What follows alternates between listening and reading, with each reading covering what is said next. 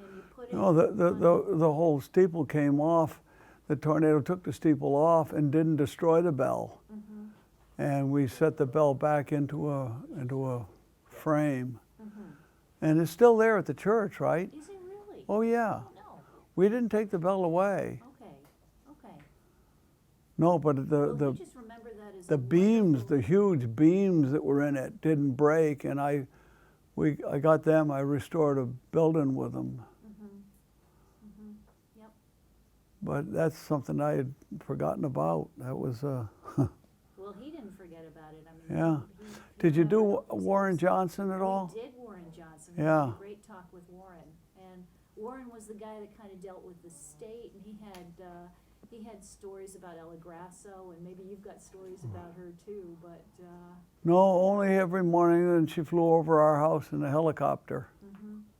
from her house, I guess, or I from guess. Bradley Field. I don't know, but we'd always say, "Oh, there, hello, Ella." Yeah. So yeah, and Jenny is interviewed. Jenny was in middle school when the tornado happened, and you know everybody talks about the elementary school students getting off the elementary school students because it was an early dismissal day, but the middle school students were right in the middle of it, some of them, and so she has friends who. What was the middle school? Sage Park, wasn't it? Sage Park. Yeah. Okay. Yeah, because my daughter just told me that they walked home from school and completely soaking wet, so wet that Yep. they had hard trouble getting their clothes off. It was just so Yeah. soaking wet that. Well, these were kids from Jenny's, is it, okay? Okay, these were kids from Jenny's, childhood that were blown all over the place, so. Wow. And I think it's just a miracle that, most people survived, you know, just hearing Yeah. some of the things that they've talked about. The one person who passed away there was doing exactly what he was supposed to do up by the new Windsor Bank building. Mm-hmm. You're supposed to crouch down in the vehicle like this, Mm-hmm. and he did, and the driver didn't. He just sat up behind the steering wheel, and a 2x4 or a piece of wood, I thought it was a 2x4, came through the windshield and came right down and killed him there in the truck. Wow. And it was, he was doing what he's supposed to do. Right, didn't make any difference. Yeah. So what do you remember about that day, Lon? Take us back to, October 3rd, and maybe tell us a little bit about your business, just so that we can know a little bit about you and where you were at that stage. Well, we were doing the site work for Dan Farina up on Prospect Hill Road on Broadleaf Circle, I believe it was. And my brother was up there working, and I had to go to Springfield to pick up, or to bring some parts up for a Surrey with a fringe on top that I was restoring with a guy up in Springfield. And when I came back home, I'd taken my white German Shepherd with me, and she liked to ride a lot, so I'd taken her, and coming back home, we went down, came off 91 onto 20, and came down 20 and started just entering where you go up the ramp to get off 20 to Pequannock Avenue, and all you-know-what let loose, and I thought it was a bomb. I thought we were hit with a bomb or something because it was awful, awful noise. My hearing was just awful popping, and my dog was screaming and floundering around in the front seat, and I had a white telephone with a long cord on it that I used to use because we had in those days beepers, and we'd get a call on the beeper. So on the houses we were developing, I'd go behind the house, take the little rubber thing off the back and hook up to a wire with two little snaps, and I could call back wherever I needed to if we had something coming or somebody. And she was all tangled up in that. We were soaking wet inside the truck, got battered all around, and but we were down on the lower level, you know, that area is sunken. So, and I had quite a lot of, not a full pallet, but pretty close to a pallet of pipe in the back of my truck, and got picked up or blown out or something. I don't know what, because we were battered around, and I was in the green grass strip beside, and we were soaking wet inside. The windows were shut. It was even soaking wet in the glove compartment, and evidently it sucks the air out. That's what happened to our ears, and that really disturbed the dog badly. And so sort of everything ended there, and it got quieter. And the only thing I can remember is a piece of the wing to a jet plane that used to be on a stand right up on Pequannock Avenue there, where the ramp comes out, was a piece of that plane laying there beside us, and everything all over the place. And there was a trailer truck or some kind of a truck had gotten blown, I think blown off or twisted around, I don't know. I thought it came off the overpass, so I couldn't continue to keep going that way, and there was trash all over the place in the rest of the ramp up out. So I turned around and went backwards on Route 20 till I could find a place to get across. And then I went up to Prospect Hill Road.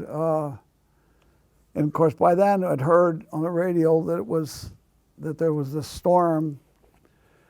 And so I went up and got my backhoe and drove into Pequannock and started pushing stuff out of the roads and doing what I could to clean up, to open the roads up. And spent till dark doing that. And then I'm not certain it was the next day, but right after that, I think it was the next day, I was asked about bringing my crane. I had a Bucyrus Erie 22B crane, and I was asked to bring the crane up to the street in Pequannock where Mrs. Dombrowski lived. There was mountains of rubble there, and they wanted to see if she was in that rubble. And so we set up the crane and started picking up. I had a clamshell, and we pick up the stuff and sort of drop it out on another spot, and kept picking away at it. And I don't remember if it was that day or the second, I can't remember that specific, but whether it was that same day or the next day, but we're pawing through this stuff, and some guy walked up to my crane door, and he said, Mr. Pelton, you don't need to look anymore. We found her. She was down on she'd gone the other way. She was down near the brook, down in the hollow. So all the rubble went one way, but she went another. And you have a photograph of my crane. I've seen it in this original thing that was put out. There's a photograph of the crane there, of which I never had a picture of it. We were just interested in what we had to do, so we never really got any pictures of anything. So I don't really have any pictures of much of anything. And then, of course, after that point, there was other things that we did, but really then we started putting up trailers for all the people that lost their homes. And they started delivering these trailers, and we hooked up the sewers and the water lines to their house, and were able to pipe from the trailer to the house, and same with the water. And we started doing that, trailer after trailer after trailer. Boy, was that rigorous routine. Boy, and I was under the trailer. I crawled under one trailer, and but I guess it had already been snowing, and there was a pile of snow, and I crawled under that trailer, and I was hooking up the sewer pipe. I remember saying to myself, Lon, what are you doing here? This is crazy. It was awful, snowing. and it was out of season. I mean, another storm came along after, which created this snowstorm, which was really made it miserable for doing these trailers. And but we continued on and got all the trailers done, and then they moved, after it was all over, they moved all the trailers out, but I believe one trailer's still here in Windsor. Really? Yeah, they turned it into a house. And I don't know if I'm supposed to say where that is at this point, but we're not supposed to have trailers in Windsor, but there is one trailer, and they guess they've made it into a house and left it here. But the trailer wasn't, and that trailer actually wasn't in the devastated part of Pequannock. It was moved out, and I don't know why. I don't understand that, but and then from that point we let's see, what's the next thing we did? I'm drawing a blank now. After doing the trailers, there was another thing that we did, and Well, let's go back to the trailers for a minute. How long did it take to get everything hooked up? You say it's sewage, it's water, it's what else? And then electrician hooked up the electricity. All I did was set the trailer up. In some cases we had to prop the trailers and crib them so that they were, because the ground wasn't right for that area. And we did one up there on that hump on River Street. And one thing I do remember, that Benny Malucci was working on River Street, and when the tornado came, the weather was getting really, really bad, and Benny Malucci ran toward a house that John Sesportis was building and opened the garage door. And by opening the garage door, of course, the tornado hit, and opening that garage door, and I don't know what else was open in the house, but that alleviated the vacuum that's created, which I guess the vacuum is what often tore the houses apart, the vacuum and then the air coming back in again. And it saved that house. And that was just right on River Street on the left-hand side. In fact, I built a house right in front of it, and I can't remember the number of it, but all right, go back to. Okay, so like when you were. As far as how long it took us, it varied on how we had to find the sewer. Some of the houses, one of the houses we did there was so clean on not Oxbow. You go down Oxbow and turn left onto Hollowbrook. Right there on the corner. That house was so clean, nothing in it, nothing. It was like somebody had vacuumed it, and the sewer pipe had been broken off right there, and we just connected to it. But sometimes we had to go through some rubble to find the sewer. And the water lines, of course, the water lines all after the tornado had to be shut off by the MDC because a lot of them were just squirting up into the air because the house got torn away. And we had no part of that. MDC did most of that, and then we were able to find the water valve where it came in. There were some cases where it took the meter off and the valve so that they had to shut it up at the street.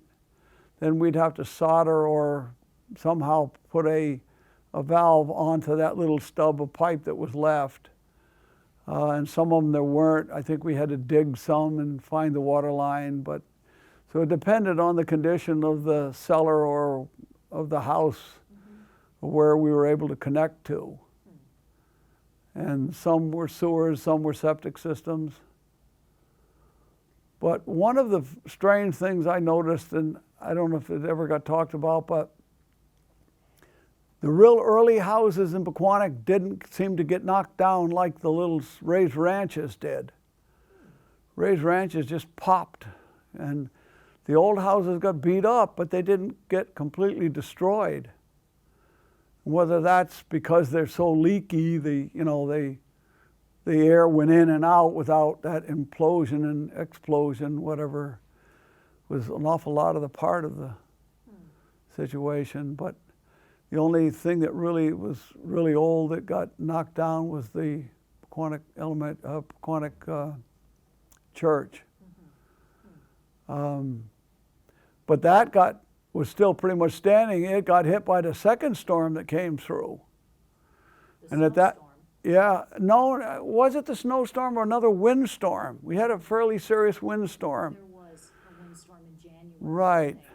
And at that point, we had John Kokomo's barn on River Street had been twisted on the foundation. And he hired us to lift the barn back up, turn it back, and put a new foundation under it. And we headed up on cribbing when this storm hit. We all ran out, and the wind, the building was just shaking like this, just shaking. So we got in our truck and went home. We just knew this building was not going to go through this storm. And or I guess he had probably called me or something. We went back the next day, and it was still standing on the cribs, but the cribs had let it rotate and move in the wind, and we never lost the barn. But that was a result of the tornado. It twisted it on the foundation.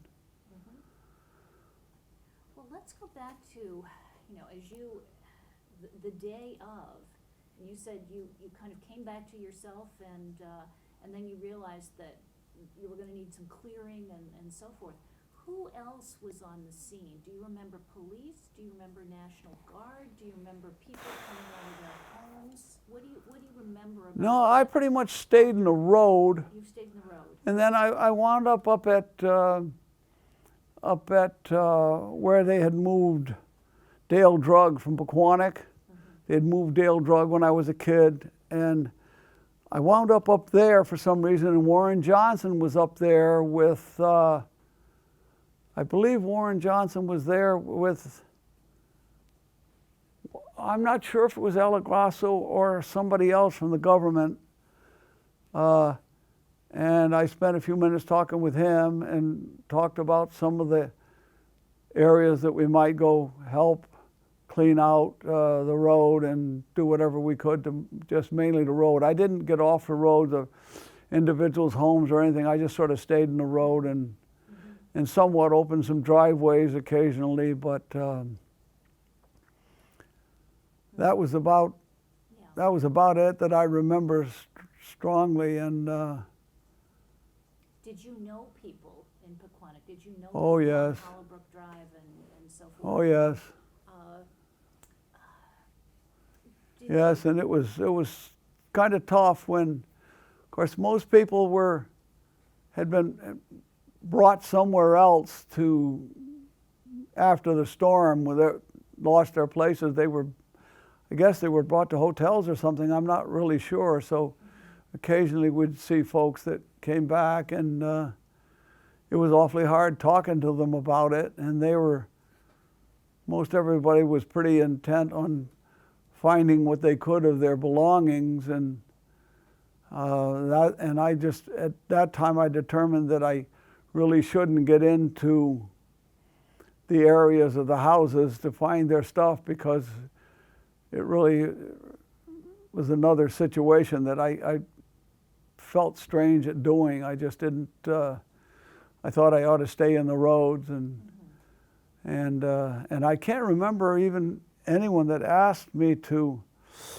go into their yard or anything. I don't remember anybody doing that, but there was a lot of people, a lot of civil, I don't know, they were civil defense then. Was it civil defense still, or? Yeah, National Guard. National Guard. Yeah, and we sometimes were asked to move an area, clean up an area so they could get into, but it was so devastating that your mind only had one thing, and that was to get the junk out of the way. And So were there others like you helping, you know, the town had, I'm not sure of that, because I remember what I was doing, and that was, you know, and then, you know, the next day I went back again. I left the backhoe right there, and the next day went back, and then I'm not sure was the next day I went back to Mrs. Dombrowski's, or was the third day. I'm not sure. I can't remember that exactly, but it was in those few days that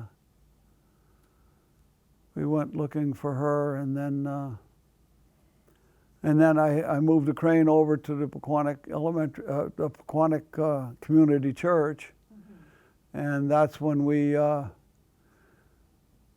picked the bell up, and the bell came off and was not damaged. That was amazing. well, talk a little bit about the damage to the Pequannock Community Church. What happened, the steeple? The steeple came off, but the rest of the building was damaged, but not, I thought, was savable. But then this next storm that came knocked it down, the rest of it down. So it must have been compromised more than we thought at the time. And because that storm that came through, I don't remember other than and that was some time after, because we had, I don't know if it was days or weeks, because we had to go do John Kokomo's barn, and I can't remember whether I went to the church after the barn or before the barn. I can't remember that clearly. Well, talk about the sculpture you made with the bell. What did you do with the bell? Reverend Silver was talking about that. Oh, I think he may be talking about,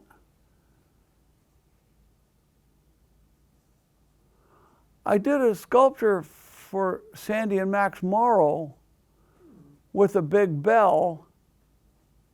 No, he said you put something in front of the church that was kind of a symbol of, you know, we're still here and we're still going. He remembered that. Oh boy, that you had done. his memory's better. I don't remember that. Okay, all right. I don't remember that. I remember picking the bell back up, and we set it into, yes, I guess we set it into its wooden frame. The wooden frame was not destroyed. The bell got knocked out of it. So I think we set the frame back up. That's right, and there's a picture of it. Somebody's got a picture of it, I think. I've seen that right after. I think we set the bell back in the frame out in front of the church. But I don't know whether that was before the second storm or right after I kind of feel it was the second storm, because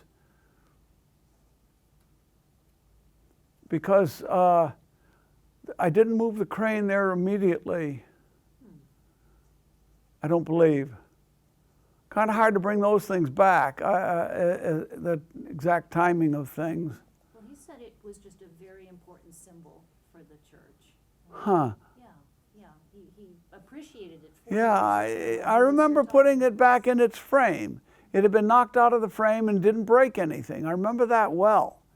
And it didn't, when the building came down, there's 10 by 10 and 12 by 12 beams, the entire length of that church, and did not break.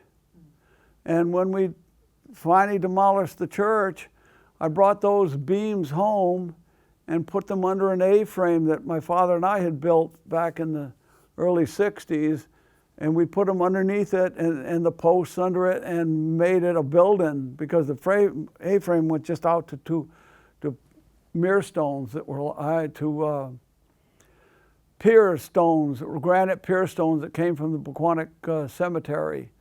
And that was set on that, but it was starting to tip them, so we took these beautiful beams, American chestnut beams that are all full of notches where the floor joists were, and it never broke them.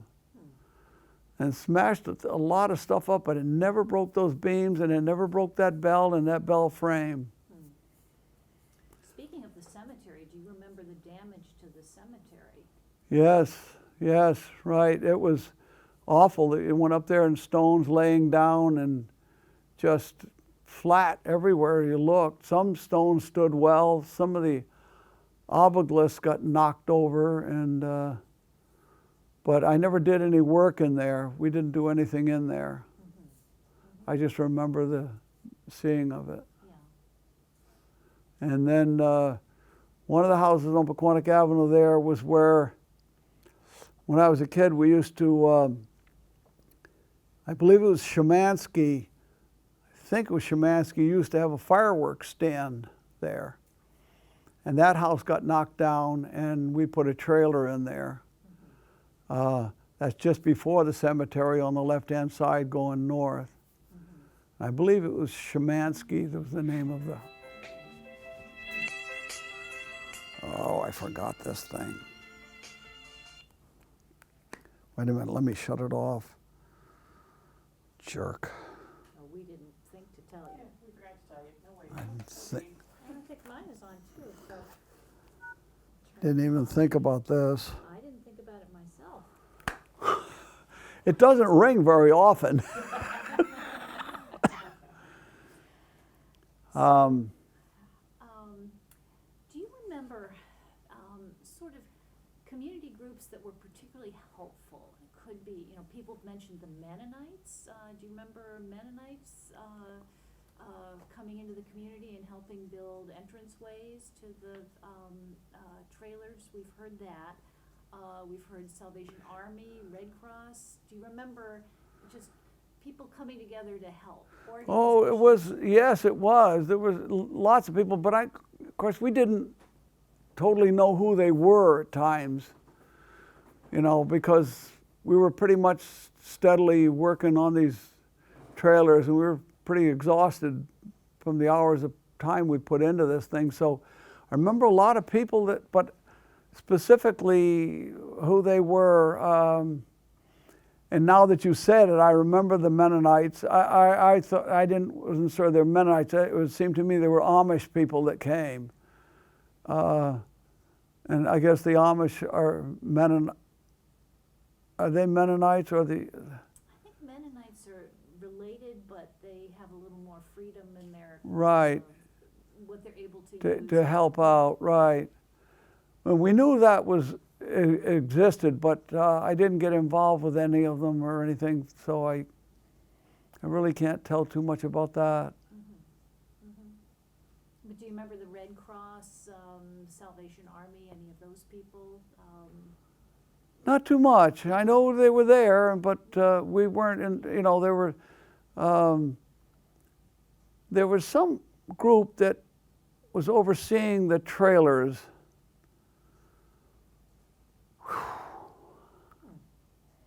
It was the town.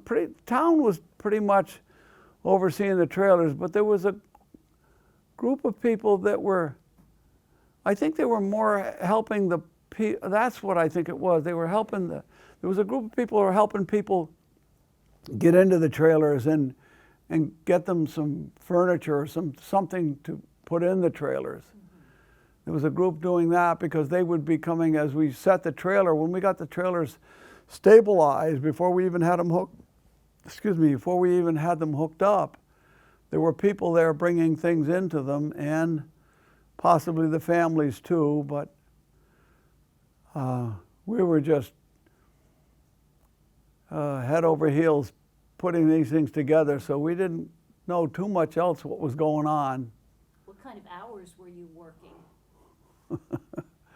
Sun up till sundown, and sometimes after.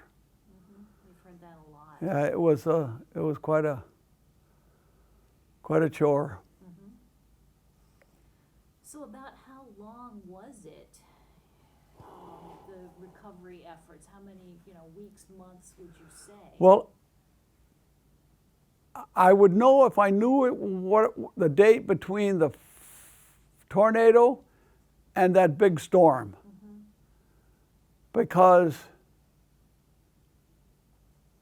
it was pretty intense in that particular era, and then I don't know how much beyond, but it seemed to me that it was in that But I can't tell you dates. I don't remember dates at all. Well, most of the people who lost their homes decided to stay. Did that surprise you at all, or was it a feeling that this is our home and, you know, we're rebuilding? I didn't know that was happening. I didn't realize that at the time. I didn't. Yes, people chose to have the trailer, so that meant they were staying. Right. And there was a lot of trailers. I don't have any idea now how many trailers we did, but an awful lot of trailers. And those were people that had planned to stay and rebuild. And then after it was done, we were still doing Broadleaf Circle and Harvest Lane and all that work up there, so that we didn't get too much involved in doing any site work or anything up there. There was one swimming pool that a person asked us to fill in, and it was a beautiful pool, and I said, you know, we ought to do this in such a way that somebody someday will record it and might want to open this pool up again. And years later that happened, and I think that was on the left-hand side on ox cart to left onto, we just said it a minute ago, if you come down Ox Cart, turn left onto Hollowbrook. Up there on the left on Hollowbrook, we filled the pool in, and they rebuilt the house, but we filled in the pool. And years later, somebody opened the pool back up. But we didn't do too much site work or anything there because we were pretty busy with Dan Farina's project. Just looking globally, do you think, or not globally, but sort of, do you think that the tornado had any lasting effects on the town? Those broad questions. I was not in politics at all, so I think the politicians knew whether, I don't know, I didn't get into that end of things. All right. Were there any things that you saved? You said you didn't have time to, take pictures, but were there any things that you saved from the tornado? Any mementos, other than the church bell? The church, pretty much the church beams. Pretty much the church beams. Yeah, there was. We were too busy to do much of anything, and of course everything was pretty much torn up. It was, yeah, it was devastating. It was hard to see when I first went into Pequannock with that backhoe. I came down West Street, and wow, what a mess.